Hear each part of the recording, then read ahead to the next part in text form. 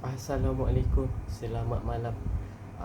Kita akan membincangkan topik pada malam ini mengenai salah takbir urus pihak pengurusan syarikat Felda. Jadi kalau korang tahu, berita dekat surat khabar, dekat uh, dekat artikel, semua berbincang tentang salah takbir urus syarikat Felda. Jadi kenapa syarikat Felda ni salah takbir urus dan dianggarkan sebanyak uh, hampir 10 bilion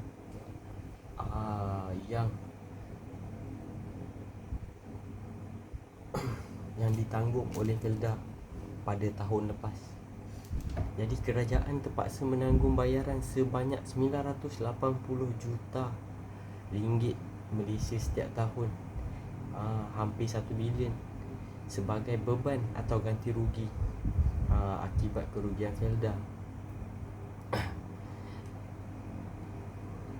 Jadi jumlah bayaran yang perlu dibayar oleh kerajaan setiap tahun untuk menyelesaikan masalah keuangan Felda ialah sebanyak 980 juta setahun.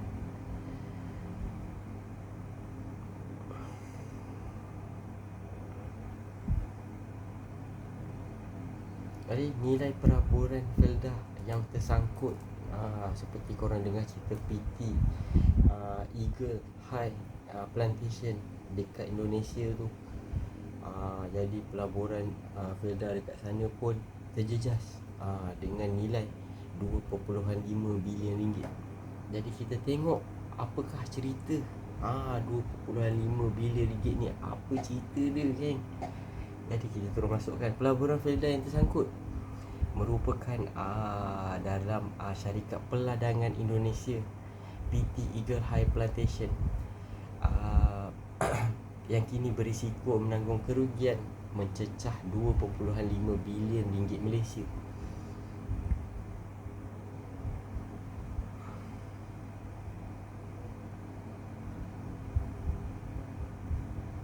Jadi pada tahun 2016, syarikat Felda menerusi anak syarikat The FIC Properties Sdn Bhd membeli 37% pegangan saham dalam EHP pada harga 505.4 juta US dollar, kira-kira 2.3 bilion ringgit Malaysia.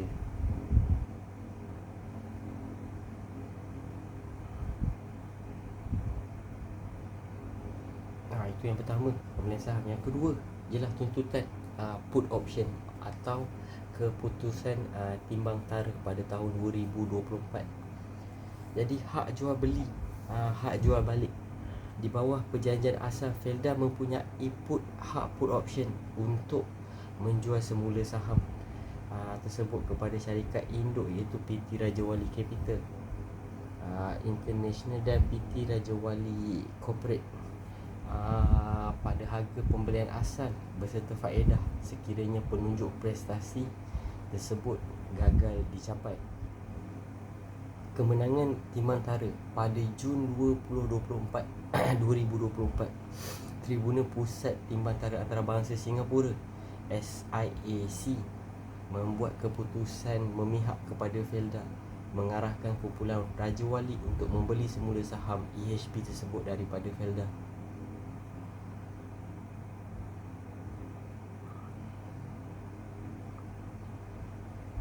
Jadi isu kenapa ia tersangkut sekarang, isu mahkamah dekat Indonesia. Walaupun Felda menangi timbang tara di Indonesia, di Singapura, arahan tersebut masih belum dilaksanakan dan kini tersangkut dalam proses perundangan di Mahkamah Tertinggi Indonesia. Yang kedua dia ialah risiko pulangan sangat rendah. Perdana Menteri mendedahkan bahawa jika isu ini gagal diselesaikan secara tuntas, daripada 2.5 bilion terdedah kepada kerugian. Jadi Malaysia hanya mampu memperoleh semula sebanyak 200 juta ringgit sahaja. Jadi isu yang terakhir adalah isu pelaburan lain yang berkenaan. Jadi terdapat juga pendedahan kewangan bahawa Koperasi Pemodalan Felda KPF bernilai sekitar 119 juta yang tersangkut dalam pelaburan syarikat Al-Rauda Investment bagi pembangunan hartanah dan hotel di Arab Saudi yang kini mula dipersoalkan oleh generasi kedua dan ketiga syarikat pengurusan Felda.